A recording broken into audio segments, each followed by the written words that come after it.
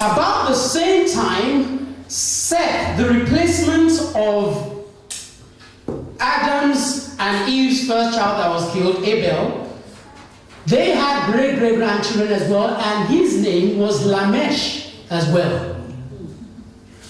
I need to then tell you that Cain told a lie through his line. From the time he started speaking to his children, he told them a lie until he got to Lamech, his own Lamech. He told Lamech that if there's a God that will defend me because I killed a person. So when they did their Chinese whispers and he got to Lamech, Lamech told his own wives that I killed a man for hurting me.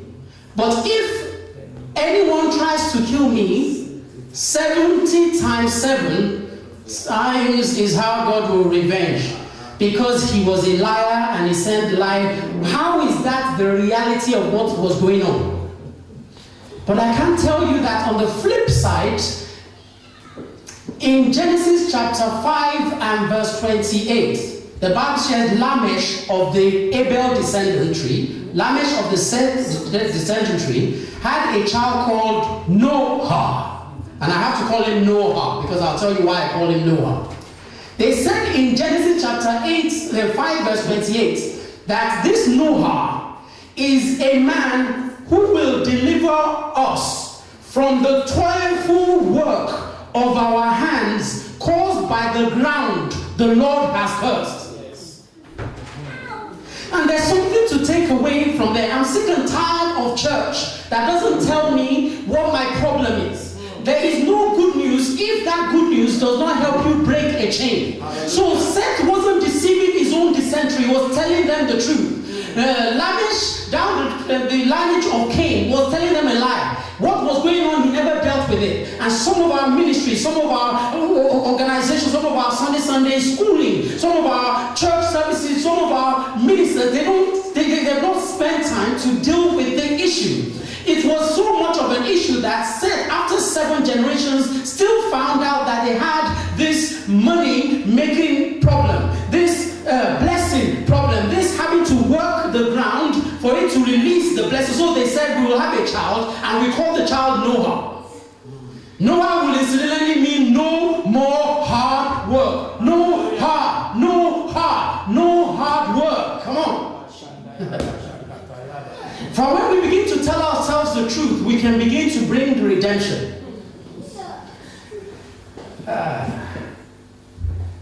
Incidentally, Lamech had, in the lineage of Lamech, something else happened. There were 2 things I want to talk about. He was a liar, and 2, every major work industry came from the line of Cain. Because since their land did not produce what God had asked, the way God had designed it, Cain himself, construction came from Cain. He was an architect. He had children, Jubal and Jabal. Jabal himself was a herdsman. He started agriculture and horticulture. Then they said Jabal, if you're looking for where MTV and entertainment came from, he was a flute and harp. He was a classical musician. That's where the entertainment industry came from. And then down the line, they said they had somebody called Cain Tubal. That Cain Tubal, that child was the grandfather of manufacture. And all the cars that you see on the road, he was a metal worker. He forged things out of metal. Why I said that is that every work discipline came from the line of Cain. They even have a sister who was a footballer called Naaman. You get that when I'm gone. They even started polygamy. They were the first person to have more than one wife. I said all that to say to you that if you now go back to the line of Seth, the Bible said in Genesis chapter 4, and the last verse is there, that from the time that Seth was born, people started calling on the name of God again. What that means is that I checked throughout the lineage of Seth. There was absolutely nothing about work, because their child Noah sorted the work problem out. When they returned to God, there was almost no need for work. But the way it's happened makes you not see that every single thing we call work is a manipulation. It's a curse management through sex. It's a scheme of making sure that what you don't have, you can get from somebody else. And today you have to say to the Lord, maybe I have to go back to the Lord and restore unto me the joy of my salvation. Amen. And take this curse away. Take this curse away, because I need the kind of liberation that God said not to even, the line never to even mention anything close to work. It wasn't that they weren't working, but it seems as if that name Noah was instrumental for breaking the amount of work necessary to produce results. Amen. Amen. Amen. I hope I still have you here. Yes. Amen. The reason is cash has become king.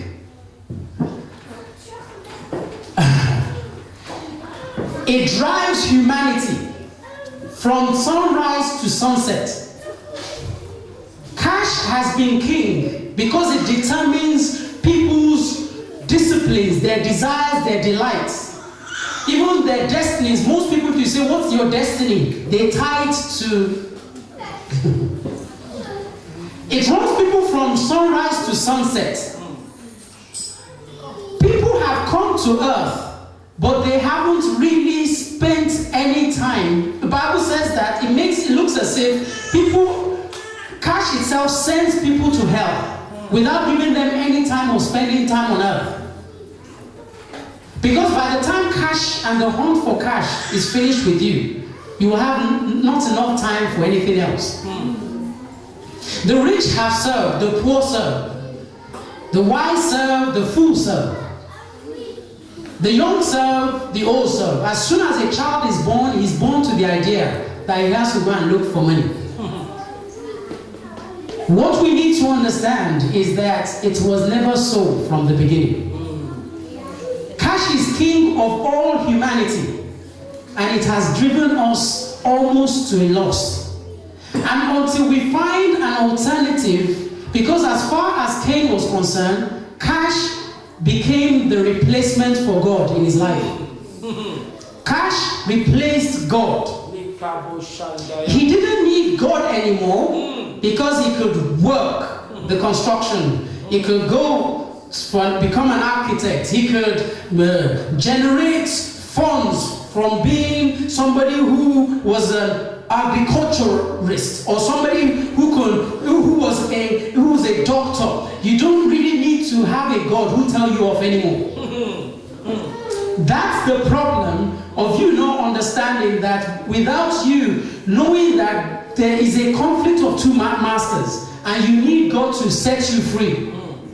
Set you free by doing exactly what they did in the time of Noah. Are you still here with me? Oh, yes. Are you still here with me? Yes. I need to let you know that Jude chapter 1, you need to see this yourself. Jude chapter 1 and verse 11. Jude chapter 1 and verse 11. We can read that together. But it says, how terrible it is for them. They have followed the way of Cain. They have, for the sake of money, they have given themselves over to the error of Balaam and have rebelled in the rebellion of Korah. 2 Peter 2:14 says that their hearts, they are trained in greed. These people are trained, I'm talking about how cash became king, and God doesn't like it. They are under God's curse. They have left the straight path and have lost their way. They have followed the path taken by Balaam, the son of Beor, who loved money and would the money he will get from doing wrong, and was rebuked by a mute beast for his sin. 2 Peter 2:20 says that if these people, however, had escaped the corrupting forces of this world through their knowledge of Jesus Christ, how is it that it will be disadvantageous for them to be caught and corrupted again? It would have been better that they did not discover the way of righteousness. It would have been better for them that they did not discover the way of righteousness. And finally there it says, it would have been better that they did not discover the way of righteousness and turn away from the sacred command that God gave to them. That sacred command was, thou shalt not have any other God beside me. That sacred command is that it is impossible for you to have two. You will love one and you will hate the other. You will be devoted to one and you will, believe you me, you will end up despising the other. Amen. How did this in the beginning? You must understand that there was once upon a time that this thing happened, that God moved using his own method, which is what we'll discuss today. He moved wealth into a nation called Egypt through a man called Joseph. But over time, that became counterproductive, because after he had blessed the nation with cash and wealth, very long after that, God had to take the cash and wealth away and say people should go back to what they were doing before, which is, let my people go so that they can go and worship me, knowing that I am the author and the finisher of their faith.